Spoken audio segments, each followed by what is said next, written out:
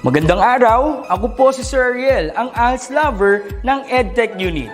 Narito po ako para sa isang napakagandang balita at upang magpaalala na ang kinabukasan ay mas gaganda at uunlad kung ang lahat ay patuloy na mag-aaral. Sa edukasyon sa ating bansa, tiyak na walang maiiwanan sa pag-abot ng mga pangarap. Kaya naman ang Department of Education ICT's Educational Technology Unit at Alternative Learning System Task Force ay nagtutulungan sa pagkakaroon ng ALS Tech Empowerment Program upang maihatid ang excellent quality education sa ating mga ALS learner and teachers. To easily deliver the lessons from the modules and other references, we will provide tablet PC as part of the DepEd computerization program to all ALS teachers and orientation on the use of these packages. To deepen the pedagogical use of information and communications and technology in delivering instructions, there are training workshops on the use and curation of open educational resources or OER, Google and Microsoft productivity tools, creation of video lessons using PowerPoint presentations and KineMaster, and on ebook or e-magazine development. To create an avenue for remedial lessons that is open to all learners, teachers, and parents, we will have the ETUlay free online tutorial and mobile ETUlay, where we will visit remote schools to feature the best practices of our ALS teachers and learners. Sa mga out-of-school youth and adult, laging tatandaan na may pag-asa upang makapagpatuloy sa pag-aaral. May ALS para sa inyo. Ang edukasyon ay para sa lahat. Para sa bata, para sa bayan, para sa guro. Sulong Edukalidad.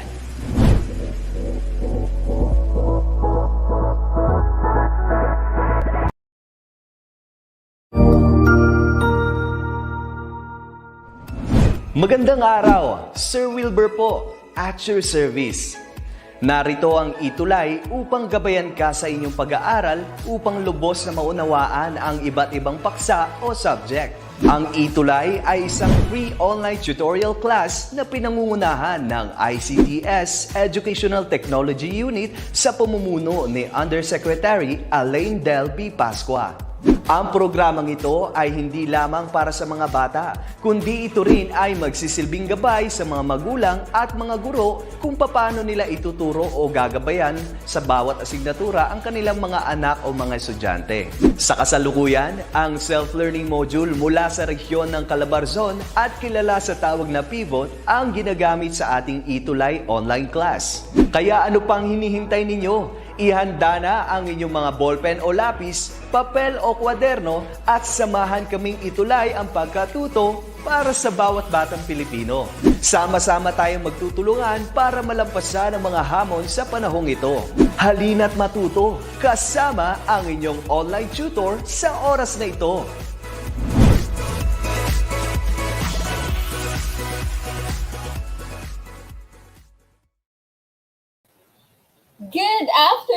Good afternoon everyone from different parts of the Philippines. Learners, my grade 6 learners, guardians, parents, and also teachers who are watching here with us sa ating ETUlay session. Okay, magandang hapon. I hope everyone is doing so well. Kamusta po ang lahat?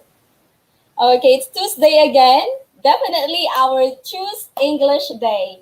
And sino po ang ating first comer sa araw na ito? Aba, si Gian Claire Laguerta. Aba, okay. So, ito si Gian Claire Laguerta, Brix Arky Gonzalez, Margos Francesca Santos, Mohana Tiksay, Mary Joy Parantar. Okay, lagi silang nandito every Tuesday. Okay, thank you so much at nandito ulit kayo. Okay, good afternoon po sa lahat.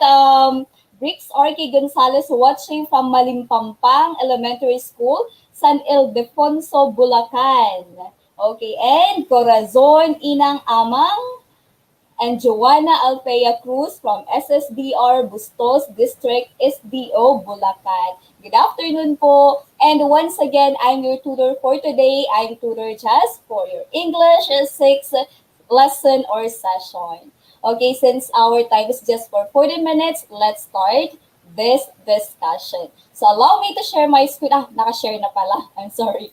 Okay, so choose English Day. That's every Tuesday.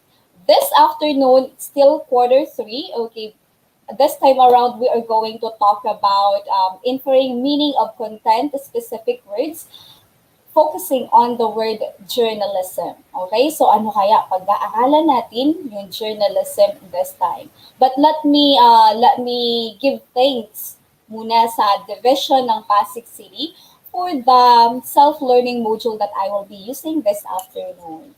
Okay, and I have here the screenshot of the self-learning module development team from the writer, editor, sa ating management team, from our very own STS, Ma'am Agustin, and down to our PSTSS. Maraming salamat po. Okay, so learners, my grade 6 learners, at the end or after going through the self-learning module, you are all expected to infer meaning of content-specific words, that is journalism. Okay, so you're now ready?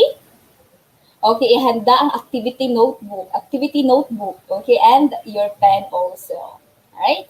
And let's now proceed to our PTEST. Let me know how well you understand or how well you know this topic. Alright? Okay, so Conchita Belen watching from Eduardo B. Batalla Elementary School, Division of Cagayan. Okay, good afternoon. And Gian Claire Laguerta from Mangilad Sur Elementary School sa Candelaria, Quezon. And Diona Faye Dorango from San Juan Elementary School. Good afternoon, everyone. And I guess you should be ready now. Okay, so once again, you have to write the number first and then your answer sa ating mga activities na gagawin this session. Okay? So let's have this pretest. Okay, for your direction, what are you going to do? You just have to identify whether the meaning of the underlying journalism-related terms or words can be inferred from the context clues provided.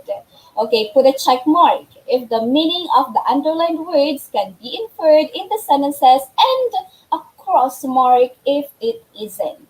Okay, so lagyan lang number 1, it is check mark and cross mark. Okay, check or X lang ang i-drop ninyo dyan sa comment box natin. Okay, so number 1. Okay, you ready? Okay, so the type of journalism in which photographs are used more than words is called photojournalism. I have here this underlined word, photojournalism. Okay, tingnan natin yung sagot. Nag-i-infer ba yan ang meaning doon sa underlined word? Look at the sentence. Okay, Gabriel Kerubin, Mark Eros Magpale, France. Oh, parehas tayong France. Okay, and Diane Arthas Gariano, Marivic Malsimapote, Brix Gonzalez, Gabriel Kerubin, Margo Santos. Number 1 is, ano ba ang tamang sagot? Okay, it's a check mark. Okay, so that is check. Next, number 2. Okay, number 2 is the copy editor carefully checks the articles for errors before printing the newspaper. The underlined word that we have here is copy editor. Your answer is number 2, learners. Let me see your answer. Okay, watching from Libud Elementary School, Kamalig Albay, Bicol Region, Maria Teresa Nunez. Good afternoon. Okay, number 2, Joanna Althea Cruz, Margo Francesca Santos, Gabriel Kerubin, Mapote Marivic. Number 2 is okay, Briggs RT. Tingnan natin. Okay, number 2 is a check mark still. Okay, so copy editor yon. Okay, check mark. And how about the last one? Okay, number 3. Alexander took the opportunity to catch the press release about the new products and services of Gonzalez Company since the CEO gives his official statement. Okay, so the underlined words or terms that I have here is press release. Nag-i-infer ba yun dun sa sentence? Number 3, you write the number and then your answer so that I know kung saan kayo sumasagot. Okay, Gabriel Kirubin again. Rix Archie Gonzalez, Margo Francesca, Marvic Malce Mapote, who else? Dane Artas Garanio, Jeneline Dabo. Number 3 is... Okay, it's a check mark. Okay, great. Wow. Sino nakakuha ng 3 points? Okay, perfect to 3. Parang feeling ko nakakuha lahat, no? Kasi nakikita ko doon po tama ang sagot. Very good, everyone. That means you already have that knowledge or ideas about our topic for today, which is so good. Okay, now let's do a quick recap. Okay, so quick recap. You have learned, or we have learned journalism, right? You have learned journalism in your lower level and also this level. Okay, and what is journalism, everyone? Okay, so journalism, it says here, is the activity of gathering, assessing, creating, and presenting news and information, right? It has a rich vocabulary and it is interesting to read journalistic articles because it is full of facts and evidences. All right, so, however, understanding some content-specific words in this discipline would be challenging if you are not into journalism. But, okay, always remember that everything is learnable, okay? Lahat ay napag-aaralan, lahat ay natututunan.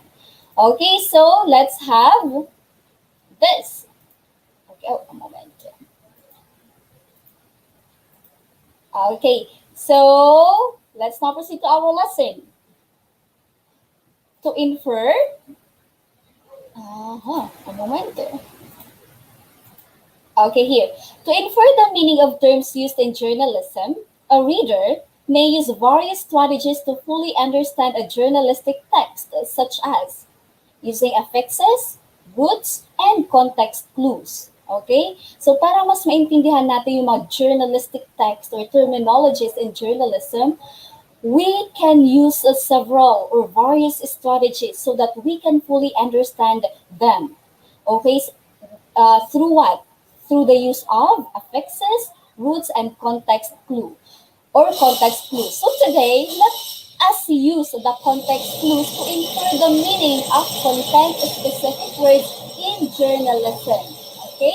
So context clues muna tayo. But let's define again what journalism is. Journalism is a valuable form of communication as it aims to provide citizens, okay, or the people with the information they need to make the best possible decision. Okay? And also, journalism has various types. Such as broadcast, online, opinion, sports, political, and entertainment. Each of them is thought-provoking but challenging at the same time, since you should be able to infer meaning from some content, okay, some content words used. Okay, so inferring meaning of words using context clues here is necessary to aid you understanding journalistic text. Okay, so again, madaming journalistic terminologies or words ang ginagamit sa journalism itself, right? In order for us to understand them, we can use several strategies. Yung sabi ko kanina, we can use the affixes, the roots, but this time around, we are going to use the context clues, okay? So ano nga ba yung context clues, everyone? Okay, context clues are hints, okay? Hints from the word itself, clue. Clue, hint, right? Okay, hints that an author gives to help define a difficult or unusual word within a text. The clues may appear within the same sentence as the word to which it refers, or it may follow in the next sentence. All right? So journalism. Okay, journalism is a form of writing that tells people about what? About things that really happened, but that they might not have known about already. So, what do you call the people who write journalism? Okay, so people who write journalism. Hi, Sir Max Sitera. Good afternoon. People who write journalism are called what? Sige nga, tingnan natin. People who write journalism are called recitation. Okay, virtual recitation. Okay, go ahead. My grade 6 warriors, go ahead. Okay, people who write journalism are called what? Oh, Joanna Altea Cruz, you're right. Journalists. Okay, so people who write journalism, okay, are called journalists. Ah, very nice. Bricks Archie Gonzalez, journalist. Good job. Okay, so they might work. From what? Work at newspapers, magazine, saan pa? Website, saan pa? TV or radio stations. All right. So the most important characteristic shared by good journalists is that is curiosity. You know that good journalists love to read and want to find out as much as they can about the world around them. And journalism comes in several different forms. Yun yung sinabi ko kanina. Okay? It could be news. Sa news, we have the breaking news, the feature stories, ano pa? The enterprise or the investigative stories, right? And we also have, kung may news, meron ding opinion. Sa opinion, okay, nandoon yung editorials, what else? The columns, reviews, online reviews, yung restaurant reviews, movie reviews, okay, and all. Blogs also, all right? So, the best journalism is easy to read and just sounds like a smart person telling you something interesting, all right? Okay, so that is some background about journalism. Okay, going back to the context clues, everyone. Okay, context clues. Ano nga yung gamit ng context clues? Okay, this help us so that we can understand fully kung yung mga journalistic text or terminologies. Okay, from the word itself, clue, that means hint. Okay, so context clues are hints found within a sentence, paragraph, or passage that a reader can use to understand the meaning of a new and familiar words. Okay, so a reader must be aware that many words have several possible meanings. Okay, so isang kahulugan but there are a lot of words that we can use. Okay, kasi nga meron tayong like synonyms and so on. That's why we are going to talk about this one. Look. Okay, there are at least 4 types of context clues. The first one here is a synonym. I believe that you are already familiar with the word synonym, right? Okay, so synonym, it refers to a word or group of words with the same meaning. Same meaning, that's synonym. Okay, for example, let's take a look at this. The social media must not spread fake news because they are false and misleading. Okay, look at this one. I have here fake news. Okay, the synonym of fake news is that one, or that means false and misleading, right? Okay, so this one is an example of a synonym. Okay, the next one is antonym. Kung meron naman tayong synonym, well, we also have the opposite. Okay, we call that antonym. Ano naman po yung antonym? Okay, is a word or group of words that has opposite meaning and reveals the unknown term. Okay, so kanina synonym, same meaning. This time around, antonym, opposite meaning. Okay, so opposite meaning, for example. Okay, for example, nowadays, okay, fake news is more likely to go viral than real news. Tingnan ninyo yung naka-bold terms ko. Okay, sabi ni Gabriel Kirubin and then the Bricks Archie Gonzalez kabaliktaran. Okay, that is antonym. Yeah, that's right. Okay, so going back to my example here in antonym, fake news and then real news. They're opposite, right? Okay, so this one, okay, is an example of antonym. All right? Okay, so fake news, kabaliktaran, real news. Next one is explanation. What it says here in explanation? Okay, so using this type, the unknown word is explained within the sentence or in a sentence immediately preceding it. Nasa loob ng pangungusap mo, okay, yung explanation for that term. Okay, so that is also one of types of context clues, explanation. Let's take a look at this one. According to the Sunday Times magazine, fake news is a deliberate act of forgery.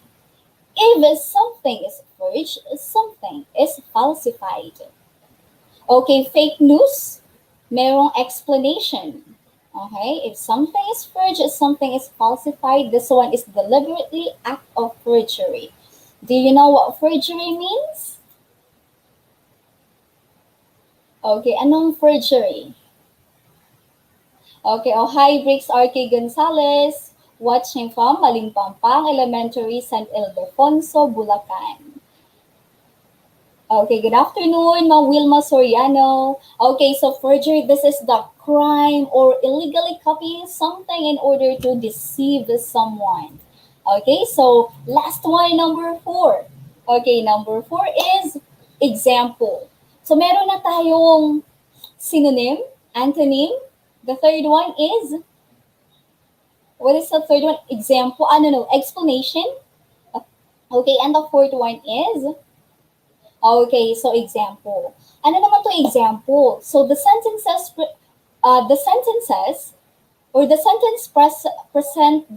presents an example or instance to clarify the meaning of the unknown term. Okay, so dito they are giving example within the text, okay, within the concept, within the sentence. Let's take this for example.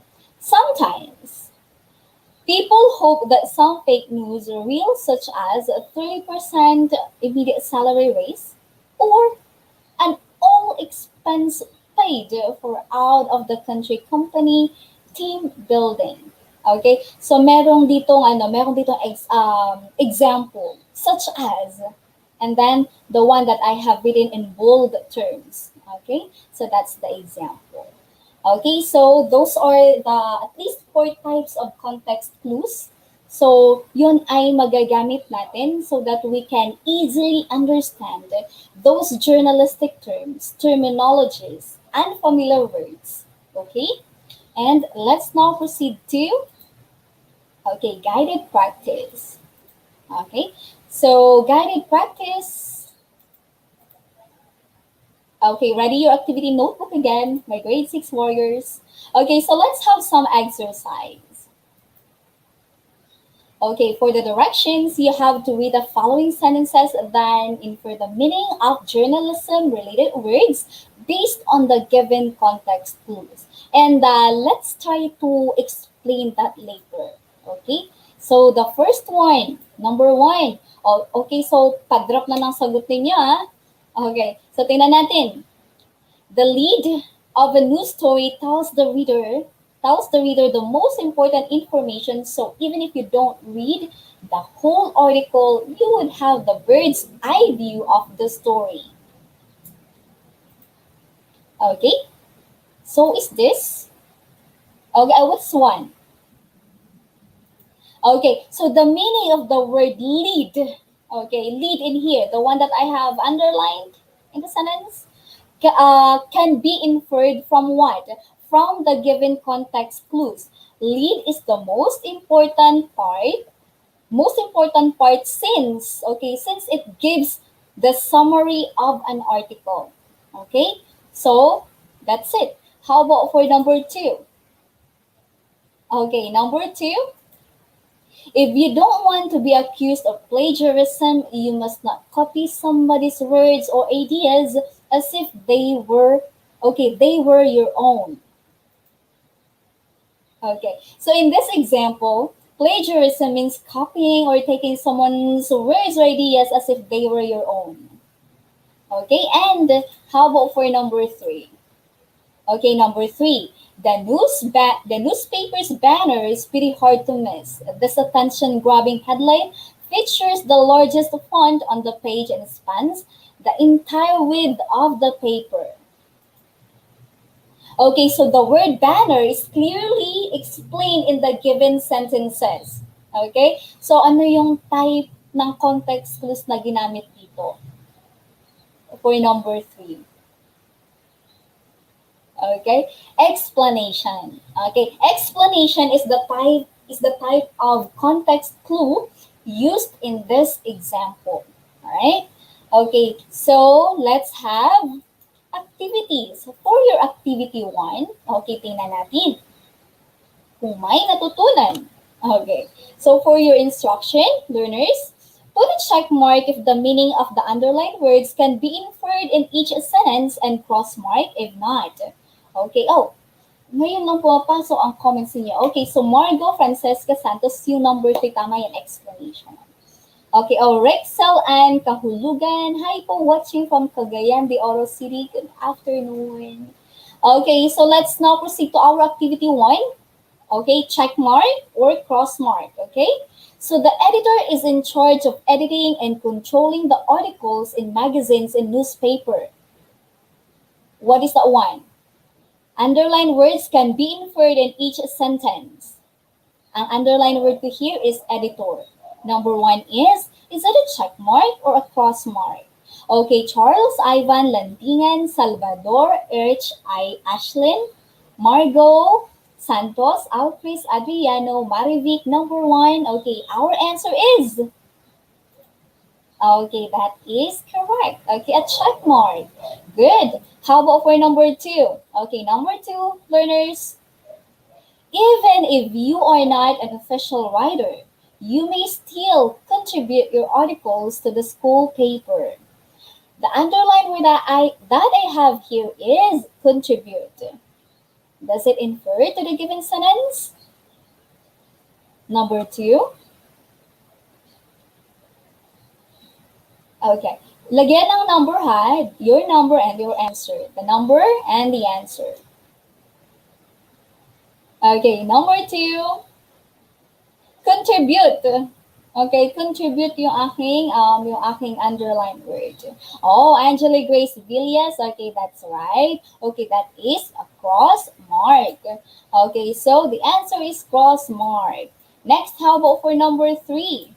Okay, every journalist. Okay, ito yung sinabi nyo kanina, journalist, di ba? The one or the person who writes journalism.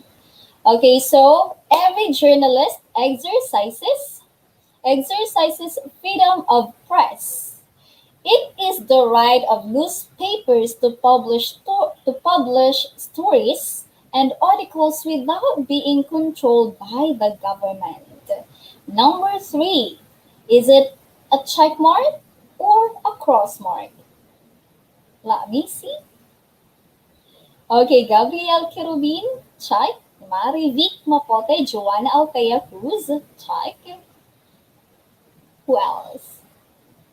Landingen, check. Princess Rodriguez, Joanna Alcaya Cruz, check.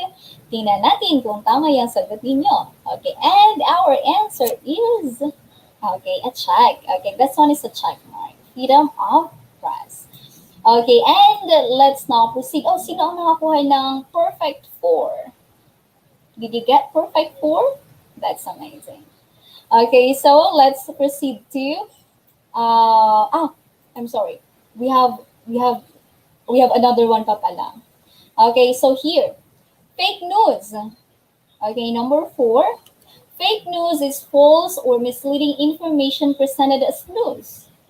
It often has the aim of damaging the reputation of a person or entity or making money through advertising revenue.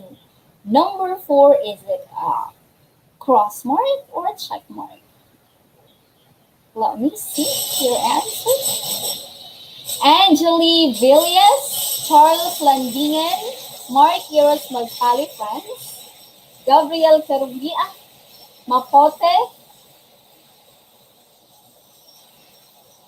okay, Rodriguez, Princess. Okay, number 4 is definitely a check.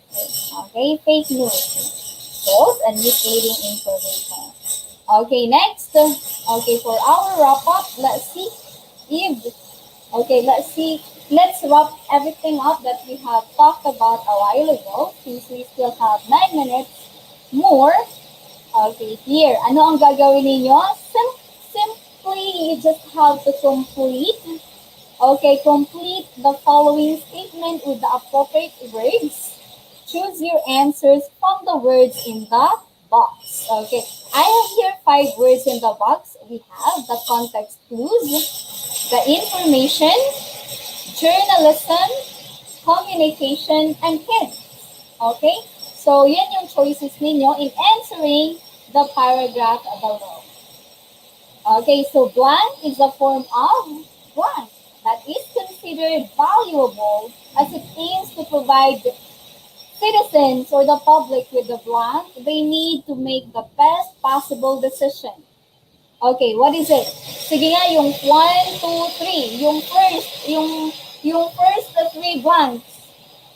Number 1, hints. Hints is a form of, ganun ba yun? Okay, yung choices natin, learners, context clues, information, journalism, communication, and hints. So here, what is a form of what?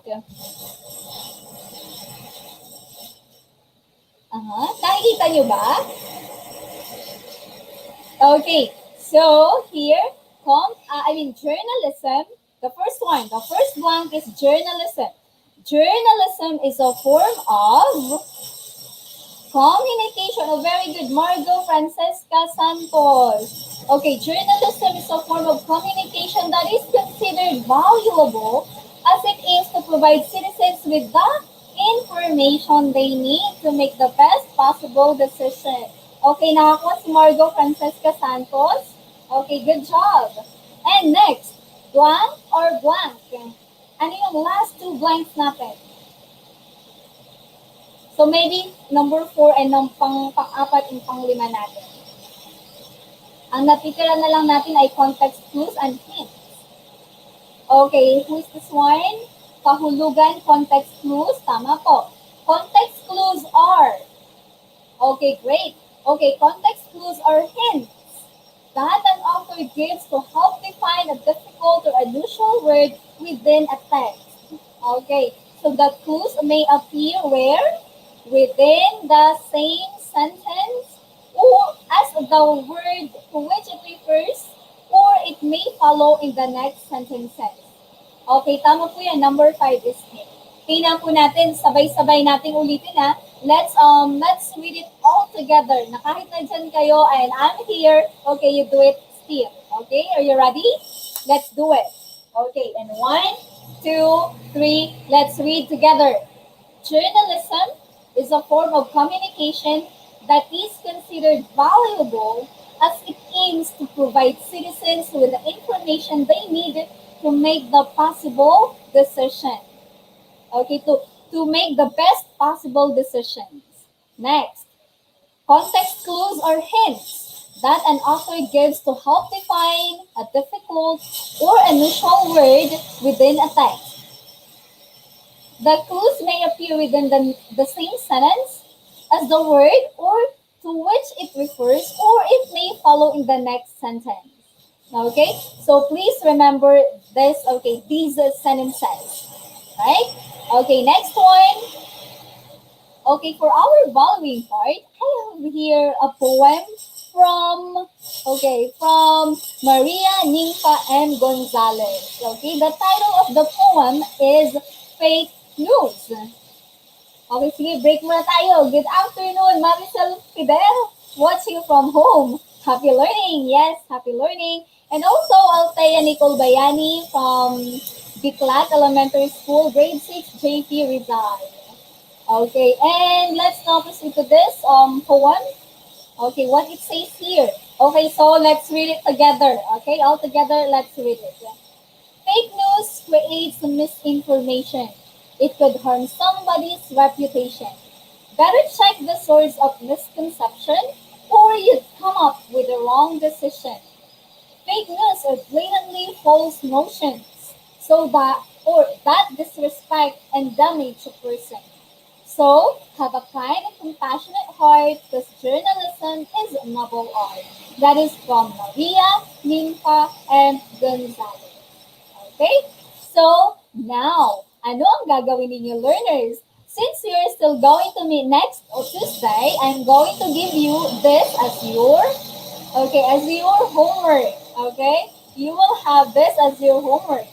Okay, you have to read the poem, the short poem again, then create your own version of the poem about kindness and respect in relation to journalism. Okay? Can you screenshot this one? Tapos next Tuesday, sa pag-meet natin again, can you paste that sa ating comment box? I really wanna read it and I'm really going to save it. Okay? Hi, Yashi Villarde, watching from Paradahan Elementary School. Okay. And, okay, so na-screenshot na yung homework ninyo. Let's proceed to just like this. Okay, just like this. Alright? Okay, let's now proceed to your post-test. Tingnan natin kung may natutunan, kung nakinig kanina. Alright? Okay, so number 1. Okay, for the directions pala. Okay, directions. Read the sentences carefully, then infer the meaning of the content words in journalism using context clues. Okay, using context clues. Number 1, Adriel is tasked to write a feature articles for Tambuli, the official school publication of Pineda Elementary School. A, characteristic. B, a special attraction. C, a special article in a newspaper. D, structure, form or appearance of a person. What does this feature means? Drop your answer now. Number 1, and then is it A, B, C, or D? Okay, come on. What is the answer for number 1? Feature means what? Okay. Okay, Angeli Grace Villas, number 1 is letter C. So as Margot Francesca Santos, tingnan po natin if your answer really is correct. Okay, so number 1 is letter C. Okay, that is correct. Good job. Okay, special article in a newspaper. That is the meaning of feature. Next, how about for number 2? Jensen went to Malacanang to cover the SONA 2021. The underlined word that I have here is cover. Alright? So what does that mean? Or what do we infer from this journalism word? Is it A, B, C, or D? Number 2. Is it to provide an alibi? Is it to put on garments such as a hat? Is it to protect or conceal or hide something? Or is it to give a report or description of an event in social media? Charles Ivan Landingen and Margot Francesca Santos, Angela Grace Villas, Mark Eros Magpali France, Maria Cristina Belmonte. Ang sagot ninyo ay letter D. Tama po kaya ang letter D? Okay, good. Okay, letter D is our correct answer. Cover means to give a report or description of an event in social media. Okay, next one, number 3. Today's front page carries a banner headline of a controversial issue. Okay, so the underlined word is banner. Number 3, what is your answer? Number 3, the answer is Joanna Althea Cruz. Your answer is, okay, C. Marivic Mapote, it's letter C. Tingnan natin. Okay, so the answer is letter D. Yeah, you're right, Francesca Margot Santos. Okay, the answer is a large headline in a newspaper that extends across the front page. When you say banner, because we are talking about journalistic text or terminologies or words, okay? That means journalism words. Okay, so banner means a large headline in a newspaper that extend across the front page. And how about for number 4? As the copy editor of the school publication, Crusette kills irrelevant parts of the paper. The underlined word that I have here is kills. And then your answer is, let me check your answer. Oh, di ko na nakikita yung numbers ninyo You're numbering muna. Number and then your answer so that I'll know. Number 4, the answer is, what is the answer for number 4? Okay, Margo Francesca Santos. Okay, letter D. Princess Rodriguez, letter D. Tama ba ang sagot nyo? Tingnan natin. Okay, so number 4, Angeli and Barot, Chris. Tama po ang mga sagot ninyo. To delete, kills here means to delete a section of a story. So is Charles Ivan Landingen. Good job. Okay, and sino po ang nakakuha ng 4? Who got 4 out of 4? Feeling ko may nakakuha ng 4, ang tatandaan ko sino ito? Si Margo. Okay, sino man ako ng 4? Great job. Okay, if you got 4, okay, you tap yourself again. Good job, self. Okay, you did a great job. Okay, good job, everyone. And once again, this afternoon, we have learned what? You, Angela Grace Villas. Okay, that's great. Okay, so journalism-related words and understanding them, and understanding a specific word, which is the journalism, using context clues. Okay, I hope that you've learned something this afternoon, because our 40-minute is now so over. Okay, thank you so much, everyone, for being with me here this afternoon, and we'll see you next week. And don't forget that Tuesday is our Choose English Day. Thank you, everyone, and you all did so amazing. Bye-bye!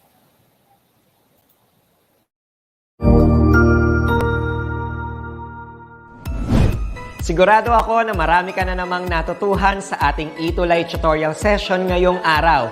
Tandaan, ito ay hindi lamang para sa ating mga mag-aaral, kundi pati rin sa ating mga minamahal na guro at mga magulang na kaagapay natin para maituloy ang pagkatuto sa kabila ng nararanasang pandemya. Patuloy ding sumubaybay sa DepEd TV para sa mga araling ginawang video episodes. Mapapanood ito mula Lunes hanggang Sabado, alas 7 ng umaga hanggang alas 7 ng gabi sa inyong mga telebisyon. Abangan bukas mula 1:00 ng tanghali ang iba pang aralin sa ating ETUlay free online tutorial session sa Filipino. I-like and subscribe at manatiling nakasubaybay sa ating ETUlay tutorial session sa DepEd Edtech Unit FB page at Educational Technology Unit channel sa YouTube at sa DepEd Tayo at DepEd Philippines social media accounts. Paalam!